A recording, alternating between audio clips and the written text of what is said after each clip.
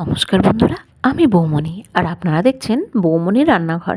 আজকের আমি রান্না করব পালং সবজি। শীতের সব রকম সবজি দিয়ে পালং শাক। তার জন্য আমি পালং শাক নিয়েছি, বেগুন, কাঁচা লঙ্কা, একটা গাজর, শিম, বরবটি, আলু আর টমেটো। আর এর জন্য আমি পরিমাণ মতো তেল, রসুন কুচি, সাদা জিরে, কাঁচা লঙ্কা কুচি, লঙ্কা হলুদ বাটা, রাঁধুনি বাটা আর পরিমাণ মতো লবণ নিয়েছি। সবজিগুলো আমি কুচিয়ে নিয়েছি।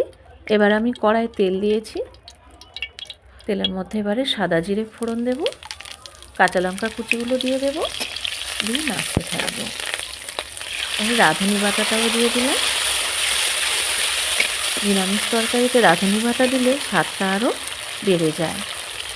দিলাম রসুন কুচি, হলুদ বাটা আর সামান্য পরিমাণে লঙ্কা বাটা। বন্ধুরা, শুধু কাঁচা লঙ্কা দিয়েও এই তরকারিটা করা যায়। এই ধরনের নিরামিষ সবজিগুলোতে লঙ্কার পরিমাণ কম দিলে বেশ ভালোই লাগে খেতে।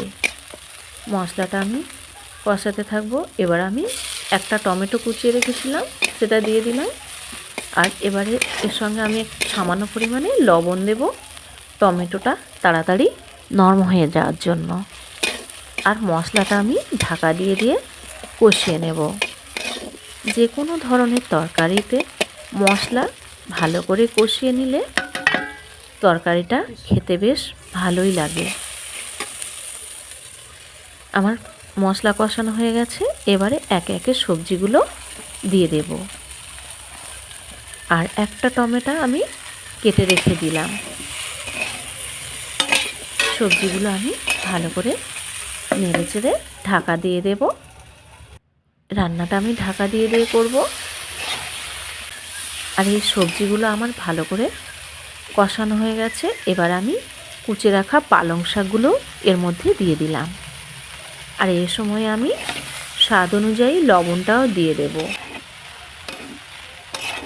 বন্ধুরা, এই তরকারিতে আমি কোনো জল ব্যবহার করব না। এই শাক আর সবজি থেকে যে জলটা বেরোবে ওতে আমার তরকারি হয়ে যাবে। এবার আমি ঢাকা দিয়ে দেব। আর পুরো রান্নাটা আমি ঢাকা দিয়ে দিয়ে করব। এই ধরনের শাকসবজিগুলো ঢাকা দিয়ে দিয়ে রান্না করলে পুষ্টিগুণটা বজায় থাকে। আবার আমি ঢাকা দিয়ে দেব। টমেটোগুলো এই সময়ে দিয়ে দেব।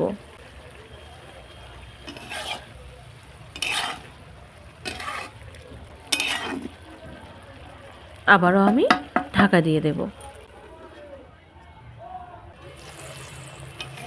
বন্ধুরা, আমার তরকারিটা প্রায় হয়ে এসছে।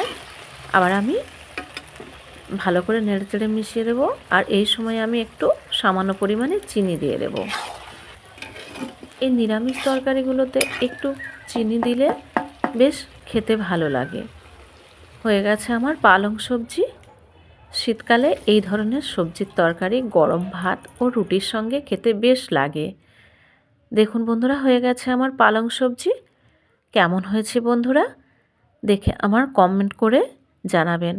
বাড়িতে তৈরি করে খাবেন আর পরিবারের লোকজনদেরকে খাওয়াবেন। এতক্ষণ ভিডিওটা দেখার জন্য ধন্যবাদ। ভালো থাকবেন, সুস্থ থাকবেন।